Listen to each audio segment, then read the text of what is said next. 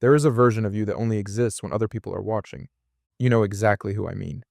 The one who speaks a little more carefully, laughs at the right moments, holds back the opinions that feel too risky, keeps certain feelings entirely off the table. That version showed up this morning. It will show up again tonight. And the strange thing, the thing worth sitting with, is that you didn't decide to bring it. It just arrived, the way it always does, without being called. Like a reflex you inherited from a younger version of yourself who needed it badly enough to make it automatic. This isn't about lying. It isn't about being fake in the obvious way the word fake implies. It's about something far more automatic than that. Something that started so early and was reinforced so consistently that at some point you stopped noticing you were doing it at all. The performance became the person, and the person became the performance. And somewhere in the middle of that exchange, something got quietly lost. There is a you that exists in private, at home alone, on a long drive by yourself, in the minutes just before you fall asleep when the day is over, and there is no one left to manage. And then there is the version that gets assembled when the context changes, when people enter the room, when someone you want to impress arrives, when the social situation requires a specific kind of self to be brought forward. That version is not a lie, but it is a construction. And the distance between the construction and the person underneath it, that distance is where a very particular kind of loneliness lives. Not the loneliness of being alone, the loneliness of being surrounded and still not fully present. When did you first learn which version of yourself was safe to show? It wasn't a lesson anyone sat you down to teach. It was much quieter than that. You showed someone something real, an opinion, a feeling, an interest, a part of your actual inner world, and the response told you something. Maybe it was silence. Maybe it was disappointment, carried in a look rather than a word. Maybe it was a laughter that landed in the wrong place at the wrong time. Maybe nothing dramatic happened at all. Maybe the thing you showed just didn't land, and in the seconds after it didn't land, you filed something away without knowing you were filing it. Over time, you learned, not consciously, automatically. You learned which version of yourself generated warmth, which version created connection and inclusion, and the particular feeling of being wanted in the room. And you learned, with equal precision, which version created discomfort, distance, the subtle social cooling that comes from not quite fitting the temperature of a room. And you made adjustments, small ones at first, then larger ones. Then the adjustments became second nature, and second nature became habit. And habit became something so familiar you stopped calling it a habit at all. You called it yourself. This is how the performed self gets built. Not in one dramatic moment of decision, in 1,000 tiny moments of calibration that you were never conscious enough to question. And here is what makes it so difficult to examine. The performed self works. That is the central problem. It genuinely works. People respond to it. They like it. They invite it to things. They call it by your name and treat it as if it is fully you, and because the response feels like belonging, the whole system gets reinforced again and again, until dismantling it feels like dismantling the only version of yourself that the world has ever meaningfully approved of. Which brings a question worth sitting with. What does it feel like to be liked by people who have mostly met your edited version? Not unloved, liked, genuinely, warmly liked, but liked for the composition rather than the thing underneath it. There is a specific texture to that experience. It looks like connection from the outside. It feels, from the inside, like something adjacent to loneliness. You are in the room. People are glad you're there. The conversation is real. The laughter is real. And still, somewhere in a quiet layer beneath all of it, you are aware that what they are responding to isn't quite you. Not the whole thing. Not the unedited version. Not the person who exists when the audience leaves and the lights go down, and there is no one left to perform for. That gap, between the version being celebrated and the version doing the celebrating, is one of the most quietly exhausting distances a person can maintain. And most people maintain it every single day without ever naming what it is. Think about how many versions of yourself you are running simultaneously right now.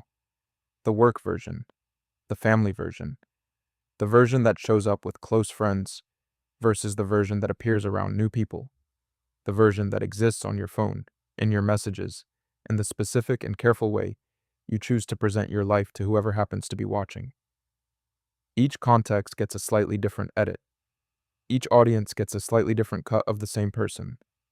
And somewhere underneath all of them is someone who doesn't get a full showing anywhere. Not even to themselves. The exhaustion of this is real. Not the dramatic exhaustion of a performance you're consciously aware of maintaining. The quiet, ambient, cumulative exhaustion of a performance so practiced it no longer feels like one. Like background noise you stopped hearing years ago, but that has been running the entire time, costing you something real, without ever being loud enough to name. And the cost isn't just energy. The cost is intimacy. Because here is what the performed self creates over time, even in the relationships you value most. When the version that people know and love is the constructed version, even partially, even mostly, the closeness feels real, but it rests on an incomplete foundation. And somewhere in you, you know it. You feel the slight gap even in the warmest moments. The way a true feeling sits just behind what you actually say. The way you are never quite fully present because part of you is always monitoring, always editing, always running the background calculation of whether what you're about to show is the right version for this particular room. That monitoring was not weakness. It was intelligence once. It read the environment accurately and kept you safe inside situations where being fully yourself carried a genuine social cost. The problem is that the monitoring doesn't know when the threat has passed. It runs in rooms where it isn't needed anymore. It runs with people who would probably stay even if they saw more. It keeps the editing active long after the original reason for editing has disappeared. Because no one told it the conditions had changed. Because you never stopped long enough to tell it yourself. Now here is the layer that cuts deepest. The fear underneath the performance is not what most people assume it is. It is not simply the fear of being disliked. That fear exists, but it's the surface version. Manageable. Familiar. The fear underneath is more specific, more quiet, more devastating in the way it shapes a life without ever announcing itself. It is the fear of being fully seen, without the editing, without the curation, without the version that has been carefully assembled over years of careful social observation, and still being found wanting. Disliked is survivable. You can explain dislike away. You can tell yourself it was a mismatch, a misunderstanding, that they didn't really know you, that if they had seen the real version, things would have gone differently. But fully seen and still not enough. That closes the exit. That removes the explanation.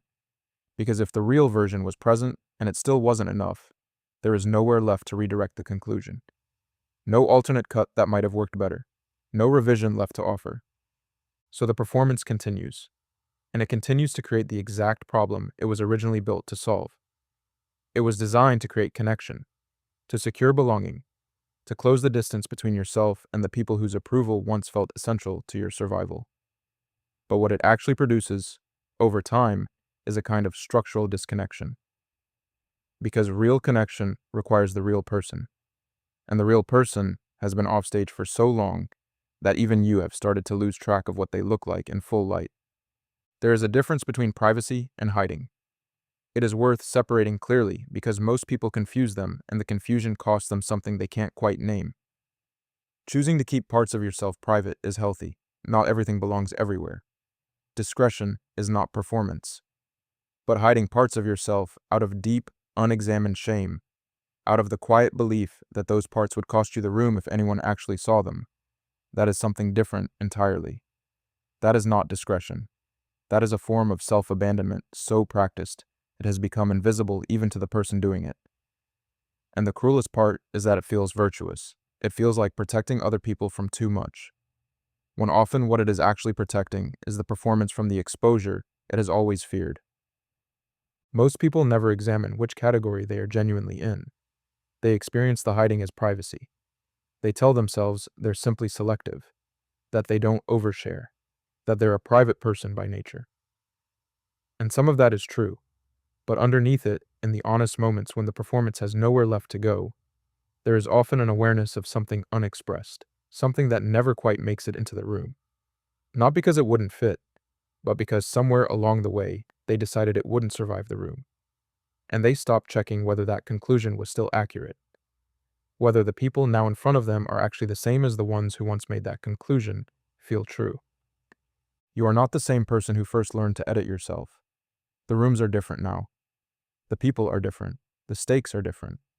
But the habit is the same. Running with the same logic it developed in contexts that no longer exist, protecting you from responses that may never come. The most uncomfortable question isn't who you are when people are watching. You already know how to answer that one. The uncomfortable question is who you are when no one is, and how long it has been since you let those two people meet. Not because everything hidden deserves an audience, but because a life spent being known for a version of yourself you are quietly exhausted by is not the same thing as being known. And somewhere in you, you have been aware of the difference for longer than you have been willing to say out loud.